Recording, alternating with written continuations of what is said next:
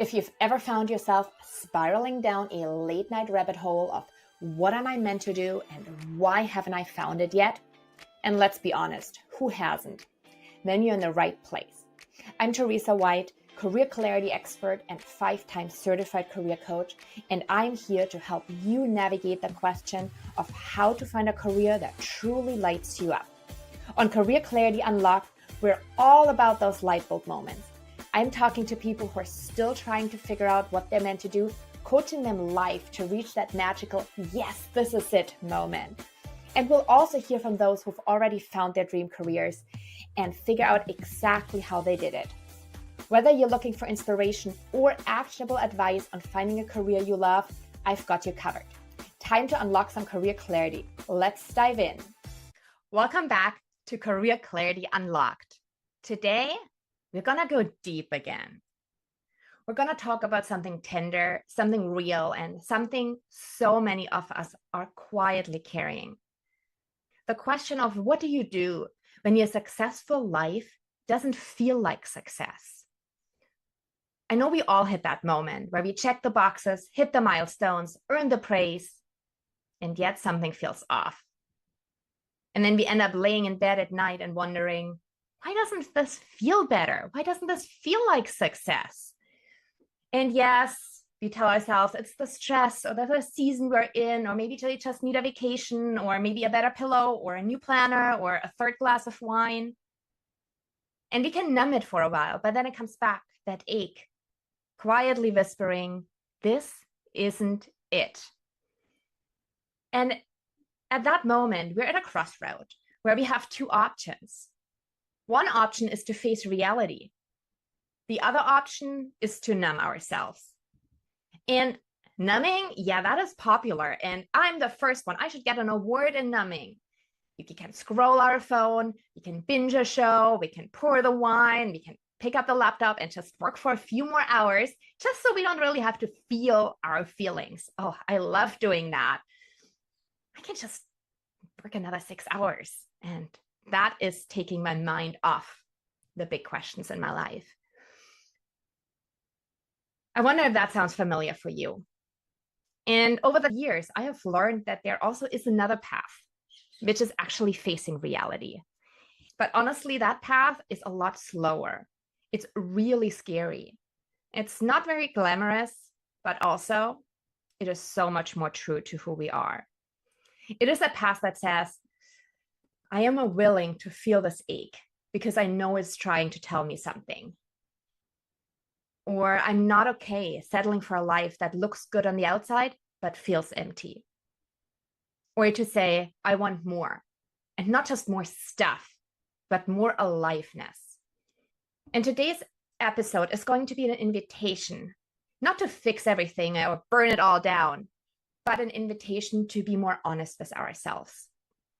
And being honest about the moments we choose numbing over facing the truth. And also being honest about what it costs us in our energy, in our relationship, in our creativity, in our sense of self when we do choose numbing. And being honest about what it might look like to feel again, safely, slowly, and with support, of course. So here's where we're going to go today. First, we're going to explore what these two paths actually look like, numbing versus facing reality. We're going to break down why we numb. And this isn't a bad thing by all means. It's very protective. And I'm going to share with you a story from one of my clients. Her name was Sarah, who is a senior executive who had the perfect resume. Her LinkedIn looks great, but she felt completely disconnected on the inside. We're going to walk with her through the cost of numbing, emotionally, physically, professionally, relationally, and spiritually. And we're going to learn how we can reframe our discomfort as our compass. And then I'm going to walk you through what it actually looks like to begin facing reality, one small, very messy, but also courageous step at a time. And this episode is not going to be about blaming, but it is about naming that ache we might be feeling, naming the ways we avoid feeling it, and naming the possibility that lays on the other side of it. And this is such an interesting paradox to me. And that paradox is what inspired me to record this episode. Because on the one hand, numbing feels safe. It is easier, but it slowly kills our joy. And then the other option, facing reality, being vulnerable, that feels so hard and dangerous. But it's the only path to real connection and meaning and feeling alive. And I'm right in the middle of those two with you. So if you're listening in to this episode on your commute or with your earbuds in while you're making lunch or maybe out on a walk or a run, and you're thinking, yes, I think this is me too, let's just take a deep breath together. Yes, we're all at a crossroad in our life, but we're not doing this alone. We're doing it together. And let's start with thinking about, when was the last time that you felt that quiet ache of disconnection? What comes to mind? And it's not those big moments, the big burnout where we crash or feel so stressed and overwhelmed, but I'm more thinking about that quiet ache, the one that says, I don't think I'm where I'm meant to be. Let that answer rise without judging it. And my hope for you is that by the end of this episode and our time together today, you will know how to recognize your own numbing patterns and the cost they carry with them. What it really means to sit with what's real. Oh my God, not my favorite thing, but we're going to work through it together, and it's not going to be as scary as it sounds. We're going to talk about how we can begin to listen to our inner compass, even if it's been on mute for a long time. And then we're going to talk about small experiments that can lead to big shifts. We're not doing any big life explosions and quitting everything tomorrow, but what are the safe steps we can start taking to find more fulfillment in our life? If you're new here, I am Theresa White, career clarity expert, 5-time certified career coach, and the only coach on the market who guarantees you career clarity in just 30 days. I've helped over 600 women find careers that feel like, pinch me, I'm getting paid to do this. And my clients often call my sessions epiphanies and an answer to questions they've been asking for years. And if you've been watching me on video, you see that I have a slightly different setup today. I just really felt like sitting in my comfy chair for this episode. Plus, you get to see my beautiful view, which is right my mango tree out this window. So I thought I will share this view and my comfy chair with you for this episode today. Now, let's start right at that moment when we feel that internal ache, that quiet, something is off. This can't be it. But when fulfillment is missing, but everything looks fine on the outside, we're often at a fork in the road. Do we face reality and say, yep, something is off? I don't know how to fix it, but this isn't it. Or do we keep going and just numb ourselves so we don't have to feel it, but it allows us to just keep going the way we're going? And neither path is right or wrong. Those are the two most common and most human responses to misalignment. Neither of them is inherently wrong. And at different times in our lives, we all choose one or the other, or somewhere in between. Now let's talk about the path of numbing. That is the path of least resistance, at least at first. That's where we avoid feeling, avoid dealing with the big question, and avoid taking any risks. So it feels much safer in the here and now. And there are so many different ways that can look like. We can have a glass of wine, we overcommit at work, scroll social media. And emotionally, all of that feels safe. It makes us feel in control. It feels doable, like we are doing something. But in reality, it is also postponing our truth. Yes, it's a temporary relief, but it does come with a long-term cost for most of us. The other path we can choose is facing reality. Now, that one is scary. I'll be the first to admit that. And it's also so much less productive on paper. I like to be efficient. I like to be productive. I don't like just to sit there to feel. But that path requires stillness. It requires being so honest with ourselves. And it means asking questions that we don't have an answer to yet. What is it that's missing? Why doesn't that feel good anymore? What do I really want? And it's so hard to sit with those questions and not have the answer. So facing reality does feel riskier in the short term. But there's a lot of research that shows it is the path that brings us to more alignment, to more aliveness, and to more meaning. And both of those paths honestly require courage, but it is different kinds of courage. The path of numbing is more of a short-term courage because it does take a lot of energy to keep performing when we're internally not feeling it, when we're internally on some level are falling apart or feeling misaligned. It takes a lot of effort to keep showing up, keep smiling, keep pushing through. And we're holding it all together for our family, our team, our identity. And I want to honor that this is real courage. But it's also taking a lot of our energy out of us and might not be sustainable forever. Facing reality is a long-term courage. It's so much slower and the stakes of courage are much higher. And it looks like saying, I'm not okay, and saying that out loud, admitting that something isn't working, even if others envy the life that we might be having. Saying that we're feeling discomfort instead of numbing it. And sitting in the unknown without rushing to fix it. Oh, something I don't like to do at all. But this is where growth lives, where authenticity starts, and where you begin to claim your wholeness. And this podcast episode was inspired when I was listening to Dr. Brené Brown's TED Talk on vulnerability. I highly recommend it. And Brené Brown says, we cannot selectively numb emotion.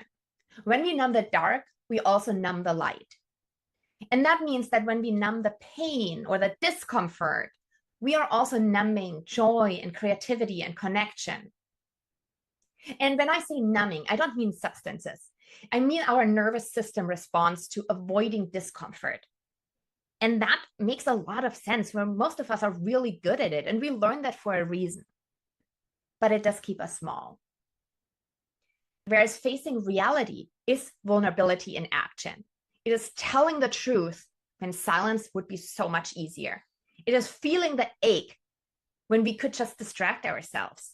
And it's naming the gap between, yes, this looks successful on paper, but no, this doesn't feel good inside. So if you've ever found yourself scrolling Instagram and suddenly an hour is gone, or you feel the Sunday night scaries, but you shove it all away by watching your favorite show and eating the best snacks, chocolate for me. Or you catch yourself saying, oh, I'm just tired. But deep down, you know it's actually more than that. Those are the fork in the roads moments I'm talking about. And the first step is to just notice them one at a time. And then we can choose, even just for a moment, if we want to go on that different path. And feeling discomfort isn't a punishment, it's actually information. And that reframe helped me a lot to deal with discomfort. Discomfort doesn't say we're doing something wrong or that we're not grateful for what the life we're living, but that discomfort is our inner voice saying like, hey, something is not aligned here. It's kind of like a smoke alarm. Yes, it's noisy and oh my God, so annoying when it goes off, but it is actually trying to save our life. And when we numb the discomfort, and this is, you can picture it as taking the smoke alarm off the wall. And I don't know if this is just me, but you try to change the battery and whatever, you can't stop it if it goes off by accident. Nothing seems to be working. You have to disconnect the cables, take out the batteries. And I've had times where I just buried it under like 20 blankets, hoping that eventually it will stop. Yeah, I like to do that with my emotions too. It's just, yes, bury that under 20 blankets so I don't have to deal with it. Oh, feels so good in a moment. But when we actually stop and listen to it and sit with it, that's when real clarity starts. And there are so many common myths that also keep us from doing that, because we might think like, yeah, this is just how adulthood feels. It's not that bad. It could be much worse. Or I should be grateful. While everyone else is getting laid off, I still have a job. What more do I want? And those thoughts keep us stuck at this fork, looping and looping and looping. And the first step is to name that fork. And that first step already gives you power. By naming it, you can choose differently today. So now that we've named the fork in the road, I want to get more specific on what numbing and facing reality actually looks like. So let's start with zooming in even more on what numbing looks like in our day-to-day life. Because I know this can sound like a dramatic word or something like other people do. But the truth is, pretty much all of us do it a lot, all the time. And we do it in ways that feels totally normal or even responsible or admirable. So let's start with the very obvious numbing. Those are the classic escape behaviors and the ones we all know to use to avoid discomfort.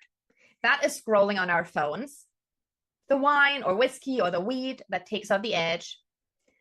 That's our shopping cart full of things that we don't really need, but yes, we really need to hit that purchase button. So think about it as social media, food, substances, TV, online shopping spirals, all of that. And by no means does this mean you can never enjoy a glass of wine or get a new pair of shoes. No, you're more than welcome to keep doing this. But the difference is are you making this choice to enjoy it, or are you making this choice to escape something else?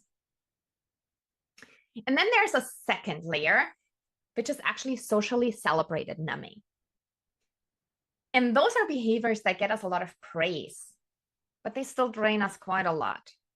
I'm super good at this one, overworking, staying late, saying yes to everything, skipping lunch, and people call us so reliable and we're amazing and we're so efficient and we're getting things done, we're delivering in record time. But it's often a cover for fear of slowing down. And I'm really good at the next one too, perfectionism. If I can just get this right, I won't have to feel inadequate. I don't have to feel not worthy or not enough. And this can become a shield against vulnerability for us. Or another option is caretaking, always helping others so that you never have to sit with your own feelings. It's like taking care of everyone so that I don't have to deal with me.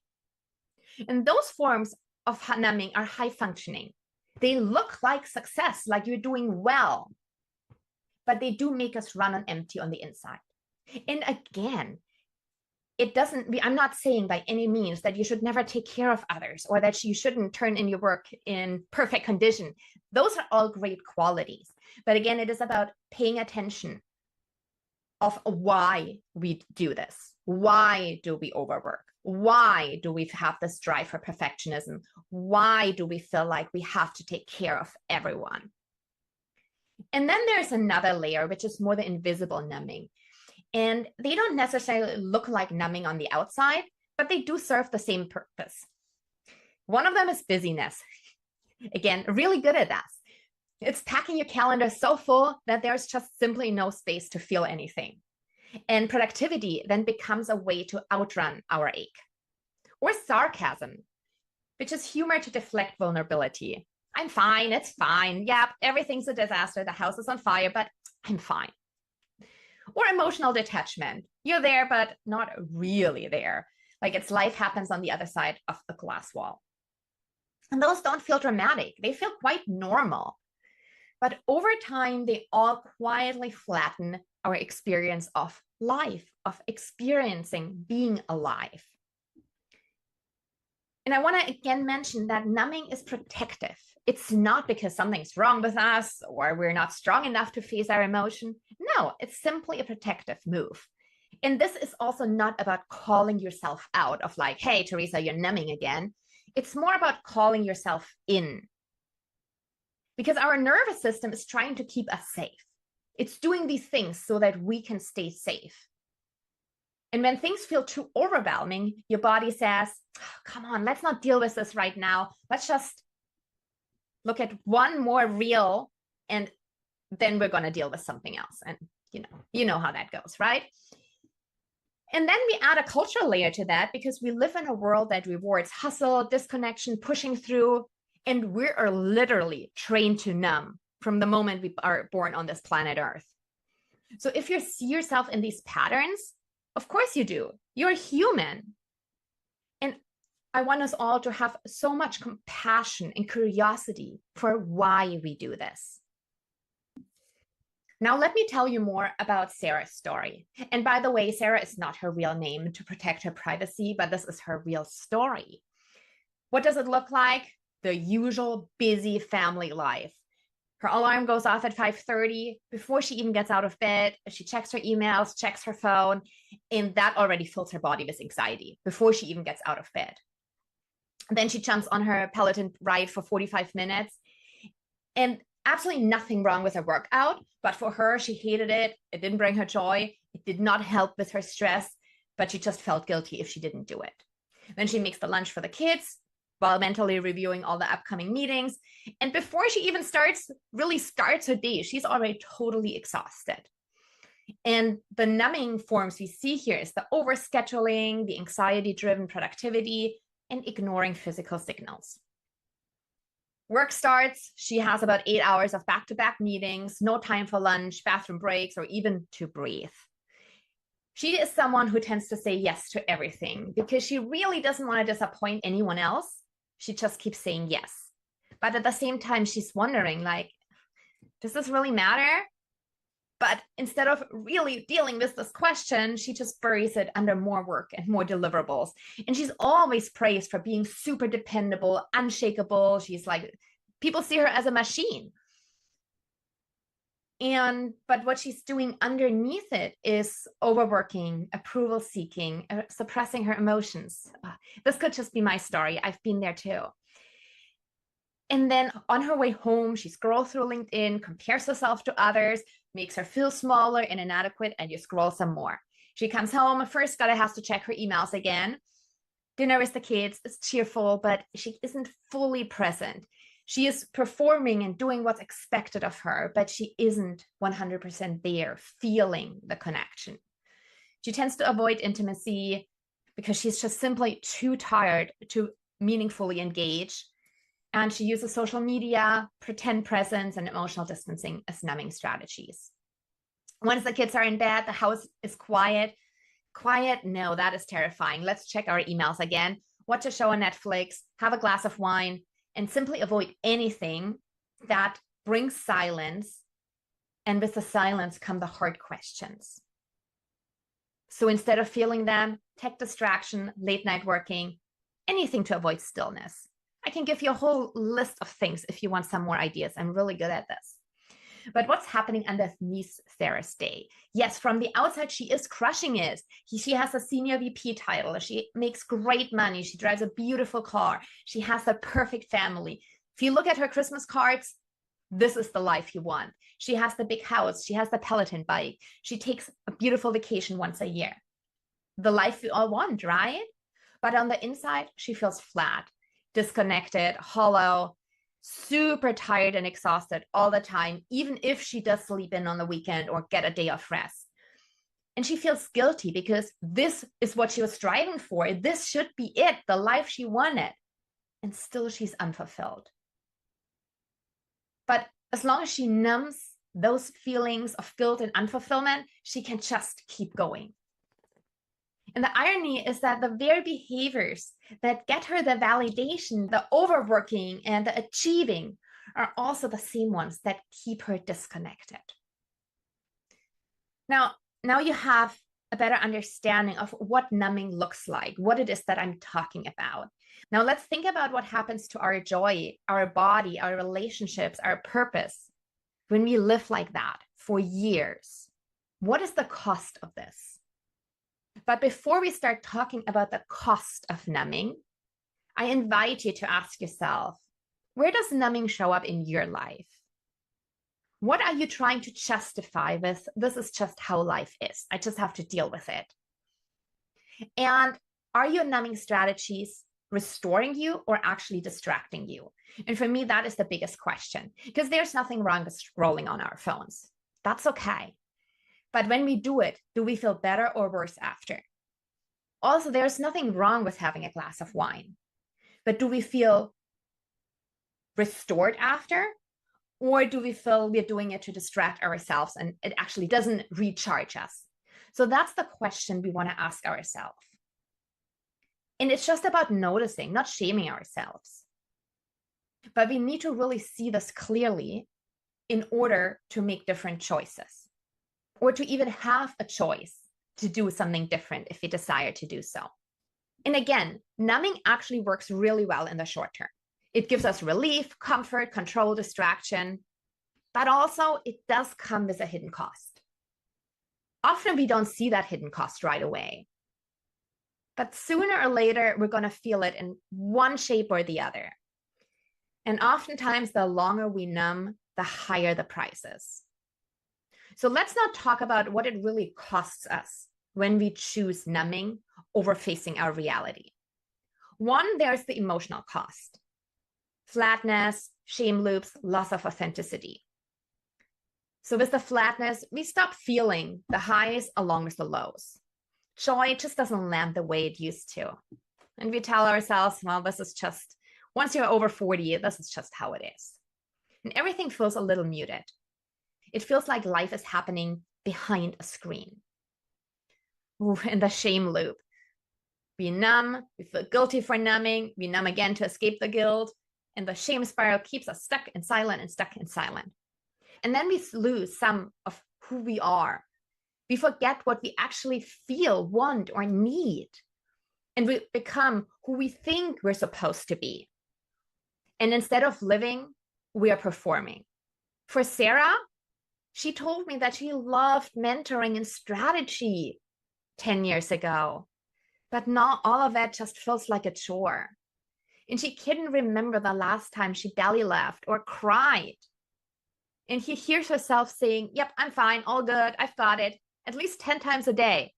But in reality, she hasn't felt fine in years. And she feels ashamed for not feeling fulfilled.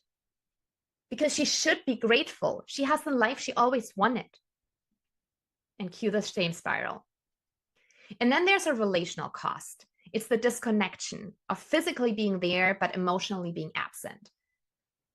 And our conversations become so much more transactional, about to-do lists, logistics, problem solving, but missing the depth. And that leads to surface level intimacy, because as long as we're avoiding our own truth, it is really hard to create deeper depth in a relationship. Because real connection requires real presence and real vulnerability. And in Sarah's life, yes, she was doing all the things that were expected of her and even more. At dinner, she is smiling, she's asking questions, she's engaging with her kids. But she's aware that somehow she isn't really feeling it. And now she started to cancel dinner with friends because she's too busy. But underneath it, she's afraid to actually be seen as struggling and to admit that she isn't living the life that everyone thinks she is. And then there's the professional cost. You keep getting praised for being so dedicated, for being the hardest worker on the team, for always going above and beyond. But inside, you're just completely depleted. And it feels like you keep climbing a mountain, but at this point, you're not even sure if you even want to be climbing this mountain. And it often heavily impacts our creativity, because when we numb, it flattens our emotional range. But creativity lives inside that emotional range. So the more we lose access to our emotions, the more we lose access to our creativity. And then we often feel stagnant because we don't even have the energy to take risks. And that cost is, yes, it's high performance and low fulfillment. And remember, Sarah, she had the VP title. She was making a great bonus. She was managing a team of 40, but she was checked out. She was dreading meetings. She would roll her eyes internally at strategy sessions, the same sessions she used to love 10 years ago. And she used to be so passionate about mentoring women, but she simply has no space or no energy to pursue it. And she feels so stuck because it would be crazy for her to walk away from the title, the life, the money, the company car, all of the success she's built. And she worked so hard to get to where she's now that walking away doesn't seem like an option. And of course, there's the physical cost, because the body keeps the score. Numbing doesn't just impact our mind. It does wear our body down over time. Chronic migraines, gut issues, tension in our shoulders, jaw, chest, insomnia, disturbed sleep, fatigue. That are all signs of our nervous system constantly being on and not having space to discharge or to repair. And Sarah, she was having migraines at least twice a week. Tension in her shoulders so tight that she winces when she turns her head. Waking up at 3 a.m. with a racing mind and needing a glass of wine to wind down and a cup of coffee to wake up. The body just never gets to be. And the final cost that we're dealing with is feeling hollow, that loss of purpose, and that question of, is this all there is? And that cost is the quietest, but probably the one that haunts us the most. It is what prevents us from feeling connected to anything deeper. It is the loss of the sense of why we're doing what we're doing. It's when life feels mechanical. And you can just ask yourself, like, what's the point? Is this really all there is? And what happened to the version of me that used to dream big? For Sarah, that meant the Sunday night dread, the missing excitement about the week ahead. It's just, yes, I can get through it. I'll endure it. And not being able to remember the last time she felt awe or wonder or joy in a genuine way. And adding up all that cost means that we really lose who we are. The numbing chips away at us very quietly. It's subtle at first. Yes, we might be laughing less. We might feel more exhausted. We have some sense of disconnection. But over time, we forget who we are. We forget what we love. And we forget what it feels to be fully alive. And please don't blame yourself if you see any of this in yourself. This is about awareness. Once we start recognizing this in ourselves, we can start to recognize the patterns. And we might be realizing that we're much more surviving than thriving, and that we're protecting ourselves from feeling the really big feelings, and that we're coping with a system that often demands our disconnection. But maybe you also realize that you're ready for something different, something more real, and something more alive. So now that we've named the cost, what are we going to do about it? How do we start to face reality without being swallowed by it? I'm inviting you to think about the discomfort that a lot of our emotions bring as a compass instead of a punishment. So when we feel this pit in our stomach feeling that really doesn't feel good, or the Sunday night dread, and that whisper telling us like, hey, this isn't it. I had that whisper sitting on my shoulder for about 8 years of my life. And what if you think about this not as a punishment of like, oh my God, why are you there, voice? Can you just go away? But what if we turn towards it and ask it to guide us? What if that ache that we're feeling is actually a really important sacred signal, a clue from your soul or a signal from your nervous system, like that little internal GPS that says, hey, you're out of alignment. We need to change something. So instead of asking ourselves, how do I get rid of this feeling? And believe me, I tried for 8 years to get rid of this feeling. I was like, can you just go away? I don't want to hear about it. Please go somewhere else, but I don't need you here. The more you tell it to go away, the louder it gets. So what if, instead of telling this feeling to go away, I don't want to deal with you, if we were to ask it, what is this feeling trying to tell me? Where am I living out of sync with my values? And what wants to change in me? That is what I mean with facing reality. Simply tuning in and telling the truth. It's a hard thing to do, and most of us avoid it because as long as we numb, it gives us an illusion of control. I'm managing it. I've got it all. I'm always busy. My schedule is packed. And facing reality means I actually don't know what I'm doing. And no, I am not okay. And no, I don't have this all figured out. But that is a loss of control that can feel terrifying, can feel like stepping off a cliff for many people. And a lot of us also fear emotional flooding. Like if I allow myself to actually feel it, it'll never stop. If I lean into feeling that Sunday night scaries or the anxiety, it will swallow me alive. But what I've learned by trying to sit with my emotions, they are actually visitors passing through us. They rise, they peak, they fall. But as long as we never let ourselves feel them, they are just building up and building up and building up. And of course, we fear shame and judgment. What will other people think of me? That makes no sense to throw away my successful career. What if they find out I'm really actually not happy and I'm just pretending, and that I've been pretending for so many years? And that becomes especially hard if you're seen as the successful one, the strong one, the achiever, the one who always keeps it all together. It feels like risking the image that we've worked so hard to maintain. And the cultural conditioning that teaches us productivity way more important than presence, hustle way more important than honesty, appearance way more important than alignment. And we grow up being taught, don't cry, be grateful, push through, keep smiling. And facing our truth might mean that we have to break these generational and cultural patterns. And then, of course, we're afraid of what does this mean if we speak our truth? What happens if I admit that, no, this isn't working for me? Does it mean I have to leave the job? And then now what? What do I do next? Oh my God, I have no idea. Or if I say I'm unhappy, then it means I have to change something. How do I change? My schedule is so full. I don't even have time to think about what I want to change.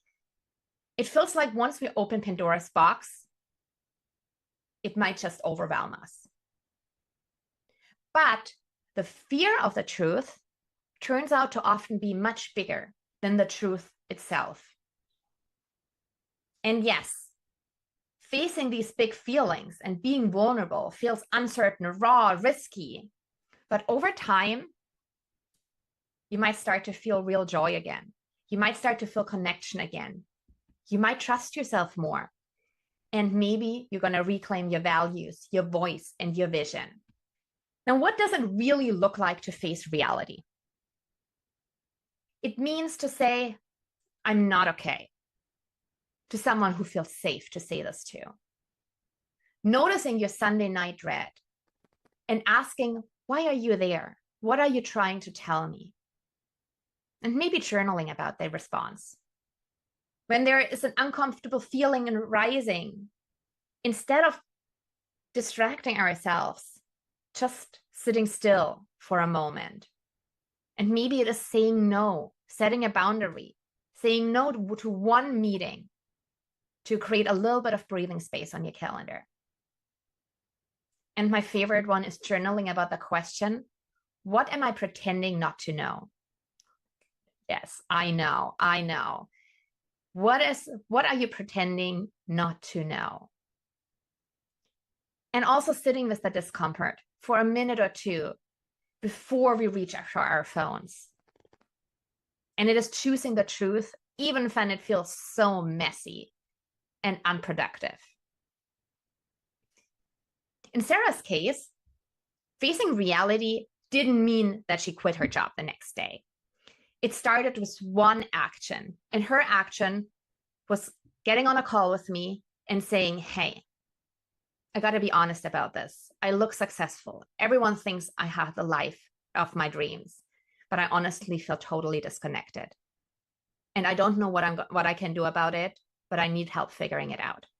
She named the truth and she asked for help. Those two are big. And the higher you up the ladder, the harder it becomes to ask for help.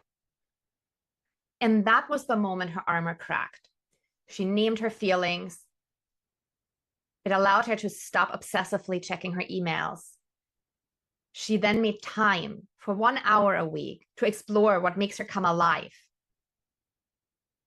And as she was doing it, her life didn't fall apart. Her protective strategies started to soften.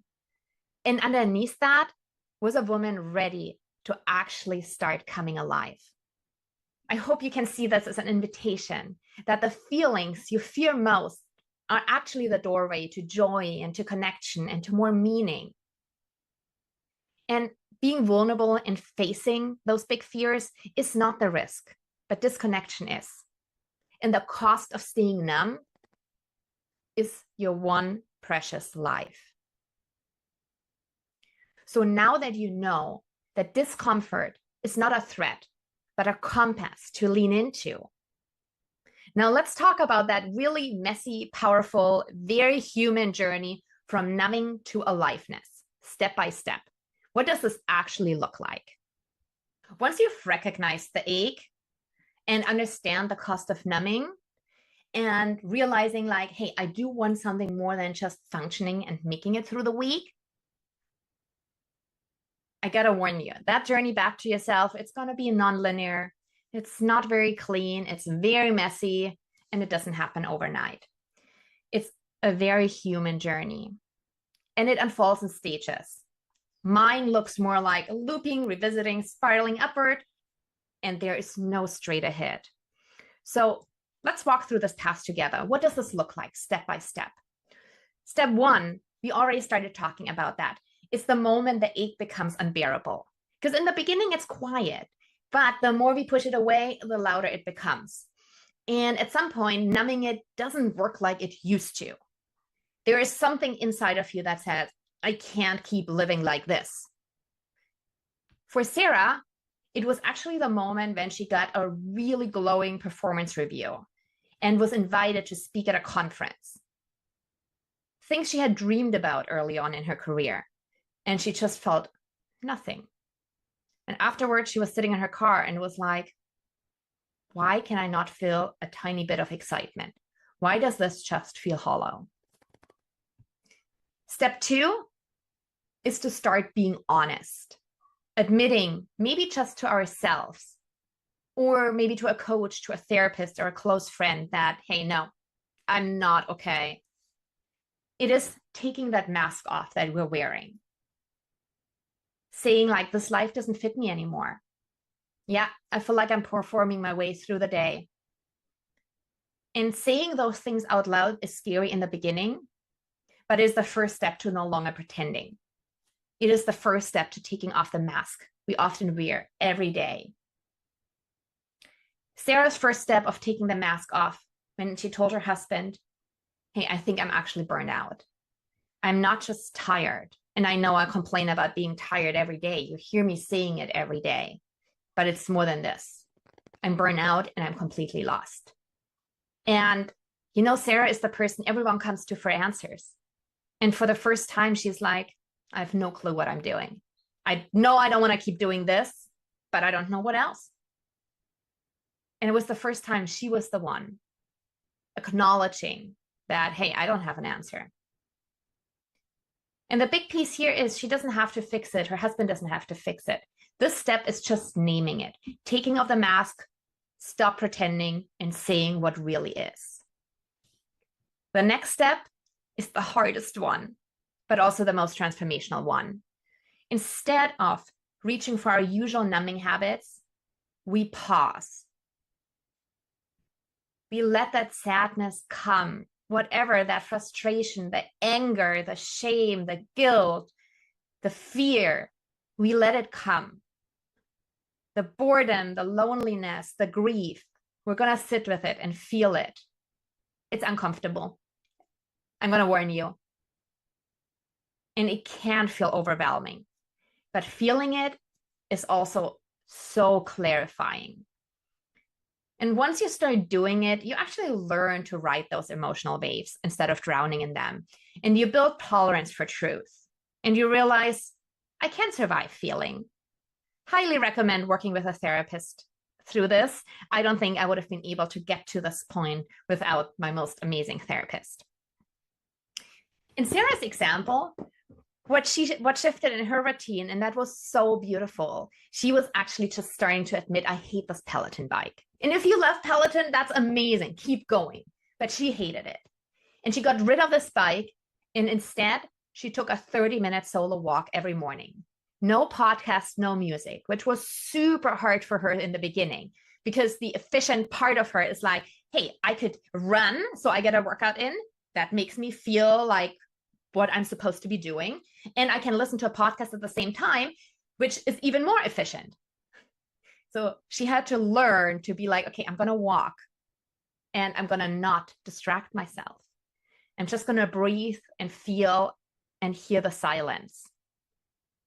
And there were mornings that she cried and she just walked, but she started hearing herself again. The next stage is risking authenticity. To start in small ways to live a little differently. Maybe it is saying no to a project. Maybe it is setting a boundary at work. Maybe it's saying no to a social gathering because you know your body needs to rest. Or being really honest with someone about how you're really doing. And that might lead to a vulnerability hangover, which if you've been in therapy, you probably experienced where, oh my God, did I say too much? Did I reveal too much of what's really going inside of me? But at the same time, you're also going to feel relief because you showed up as who you are and not as the version everyone expects you to be or the version you think you should be. In Sarah's case, she told her manager that she needed to renegotiate her workload. She needed to create space on her calendar. She was so scared to do it, but it actually worked out. And the space that she created on her schedule, she then used some of it, not all of it, but some of it to mentor some of the junior members on her team. And that made her come so alive again. And that brings us to stage 5, the sparks of aliveness. That's feeling the little moments of joy, a laugh that feels real, a moment of presence with your kids, or a walk where you feel in awe again. And you realize like, hey, I don't feel this flat all the time anymore. It's when that energy starts to come up again and you start choosing more of what makes you light up and less of what drains you. And you see these little pieces of life returning inside of you. For Sarah, this was a really big piece of her journey, is starting to mentor younger women at work. That made her come so alive and it lit her up every session. And she realized, like, this is what I love. This is who I am. And that brought her to stage 6, rebuilding life around your truth. At this stage, you begin to re-architect your life based on what's real and true for you. And this is where you start making bigger choices. Maybe it is a career change. Maybe it is redefining what success means for you. Maybe it is having more aligned priorities. Maybe it's honoring your body and your health rhythms to preserve your energy. This doesn't always mean quitting everything and moving to a cabin in the Swiss Alps.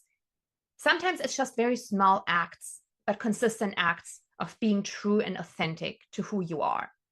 Other times it's bolder, courageous steps. Either way, it is when your outer life starts to more and more reflect your inner clarity. Through working with me as her coach, Sarah transitioned into a new role that allowed her to design leadership programs for women. She had started therapy by then. She took her first real vacation without opening her laptop once. She was still busy, working, life, family, but she also started to feel alive in a way that she hadn't felt in a long time. If you want to discover more about where you are in your own journey, I've compiled journaling prompts for you, and you can download that worksheet on 𝗲𝗶𝗀coaching.com/episode 68. And those questions are going to be really important ones to really reflect on and journal about.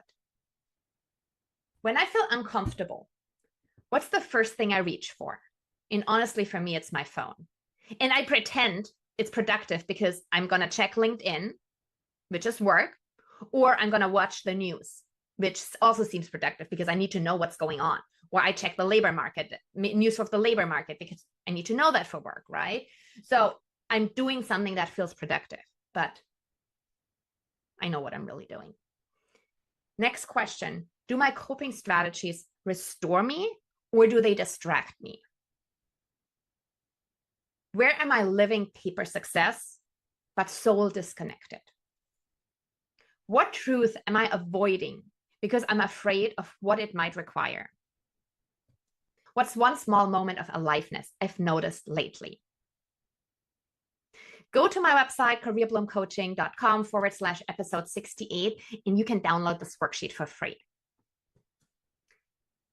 And honestly, this is brave, listening to this episode. You'll maybe downloading the worksheet and thinking about a question or two, or start journaling, is brave. And don't expect yourself to have this perfect linear journey towards aliveness. It doesn't work like that. As much as I wish I could tell you how, it doesn't work. You will fall back into numbing sometimes. We all do. But that doesn't mean we're failing. It simply means we're human.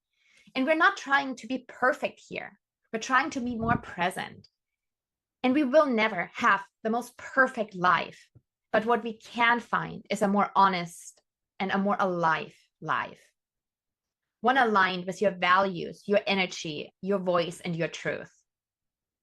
So now that we've walked that path from numbness to aliveness together, let's talk about what's possible. What is possible on the other side? All right. So far in this episode, we walked through the ache. We named the cost of numbing. And then we talked about stepping into the mess of facing reality. We practiced honesty, presence, and micro shifts. But what happens next? What's actually on this other side of vulnerability, discomfort, and those courageous first steps? Let me tell you more about Sarah's story. And no, she is not living the fairy tale. This is not the typical rainbows, butterflies, and sunshine ending. It's not perfect, but it is more present, more aligned, and more alive. And despite all of that, she is still very much human. She is still messy. Her kids still get sick. She still argues with her husband. She still has disagreements with managers. And she still has hard days. But the big thing that changed is that she's living with more integrity with herself now. And that changes everything. One of the very beautiful habits that she developed was starting the day without phones. Because if you remember, she used to wake up and first thing look at her phone. Now she is not looking at her phone till her kids are dropped off to school. And I actually adopted that same habit, and it makes my anxiety so much less in the mornings. I do not look at my phone till both my kids are at school and preschool, and it allows me to be so much more present in the morning. Sarah also developed a practice of checking in with her before she starts her work, of putting her hand on her heart and asking herself, how am I? How am I really doing? Is there something that my body or my mind needs to start this day? Those practices have helped her to really calm and lower the volume on the racing thoughts that she was so used to struggling with every morning. And it allows her to be more present. The biggest shift, though, was that through working with me, she landed a new role at a company that's super aligned with her values. And she is heading up a leadership development program for women. She loves this role. She spends a lot of her time mentoring, facilitating, building programs that feel like they really matter to her. And she gets to use her strengths in empathy, coaching, and strategy.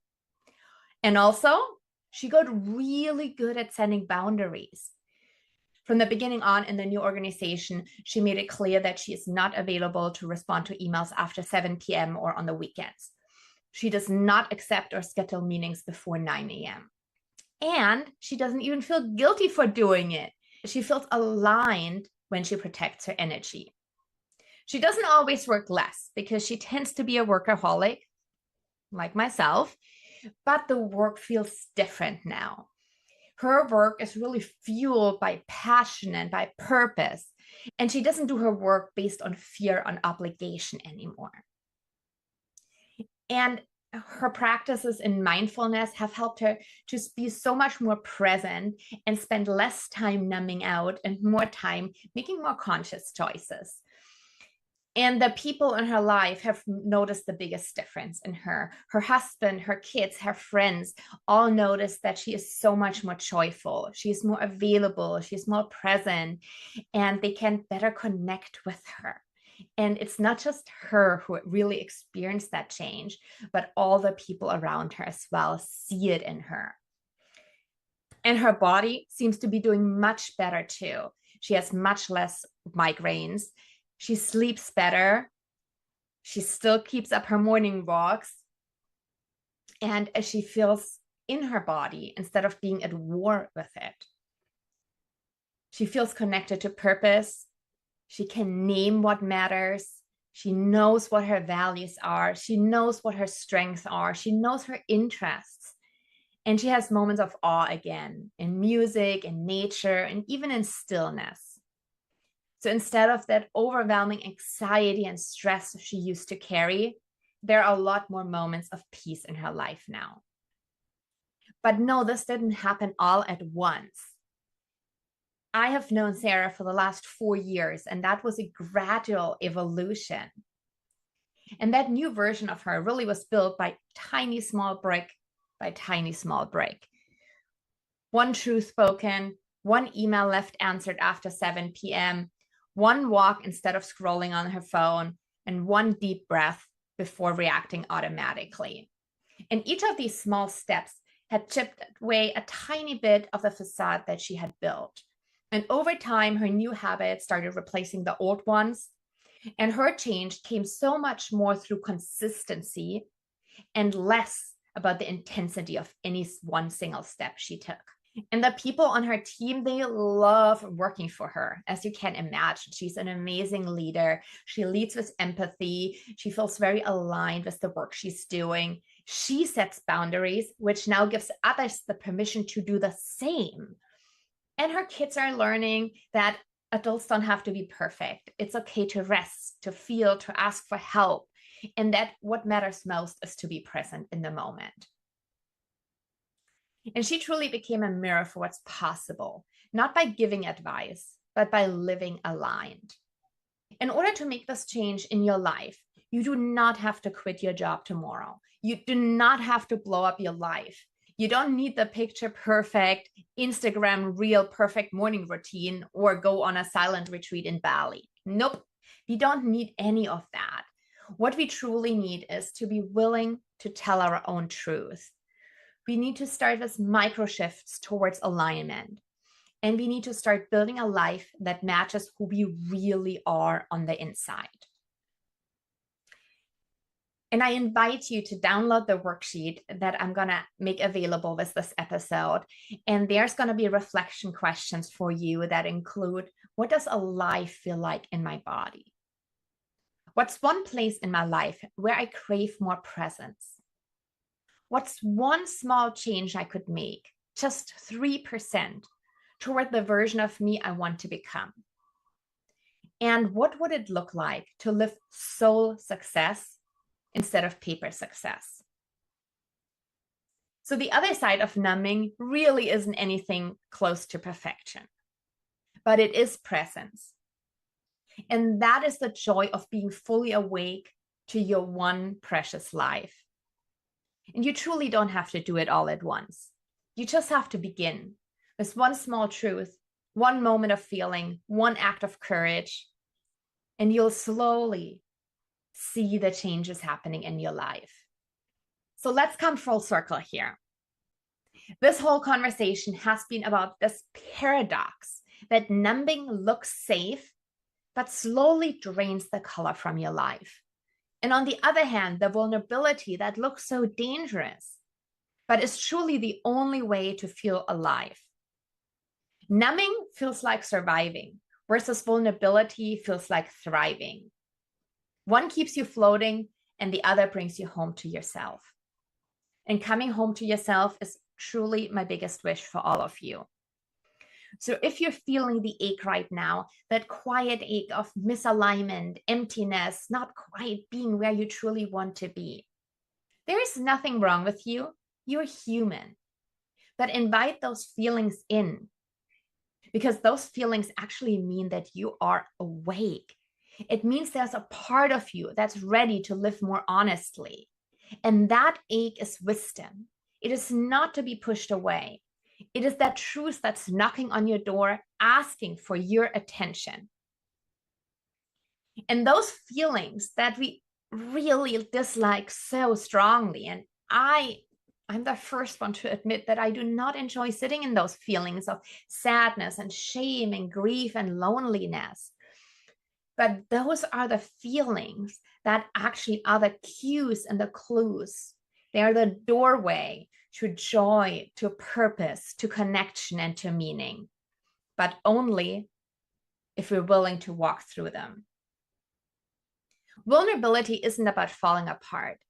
It is about coming home to what is real, no matter how messy it is, and especially when it's messy. So again, you do not need to overhaul your life overnight, and you don't need to be perfect. You just need to be willing to start. And there's one question I want to leave you with for today. What is one small way you could choose reality over numbing this week? What is a small but realistic step you can take? Would it be to put your phone away instead of reaching for it automatically? Is it to say how you truly feel to someone you trust, even if you're not feeling okay? Is it sitting with a feeling for 90 seconds instead of pushing it away? Or is it journaling the question, what am I pretending not to know? Whatever it is, let it be small, doable, and honest.